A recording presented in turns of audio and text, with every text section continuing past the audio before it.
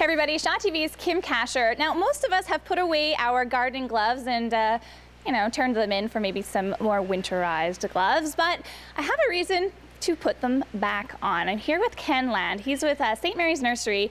Ken, there's a reason for us to think about gardening even though it's a little chillier right now. Well, the lack of snow this year is certainly going to cause some problems for a lot of different plants in the garden. When that weather gets cold, the plants, if they don't have that snow cover to insulate, a lot of them just don't do well. You're going to see a lot of the effects in the springtime when your plants either don't come or come with a very small leaf or very small size. Right, we were talking earlier and you're saying a lot of people aren't going to realize this until the spring when their favorite perennial does not pop out of the ground. Are there some perennials that are maybe more at risk than others? There's certainly, it depends on the gardener and depends on the kind of perennials, but yes, there's a lot of different perennials that are maybe bordering on our zone.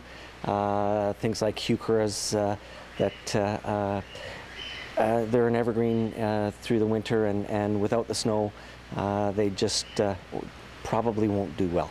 Even the ones that are sort of in our zone though, those ones are still at risk, right? Definitely. They're used to that snow cover, they're used to that insulating blanket, and if you don't have it, if we do get that cold snap, which I'm sure will probably come, the plants just won't do well. Okay, so from what I understand so far is it's still not too late. We haven't had a huge cold snap just yet. So are there a few things that people can do to protect their perennials for the spring? Well, if we don't get that snow, you can certainly add some insulating material, flax straw, covering up some of those plants that are exposed, and that will help to keep them warm and toasty and not suffer the ill effects of that cold snap when it does come. All right, perfect. And where do you find that kind of thing? I mean, I actually heard a tip the other day. Kim Babbage was over at the Christmas trees, and they're chopping up those Christmas trees right now. A little bit of that mulch might do. What do you think? Well, it depends on the kind of plant, because Christmas tree mulch is somewhat acidic, and some plants will do well with it and some plants won't.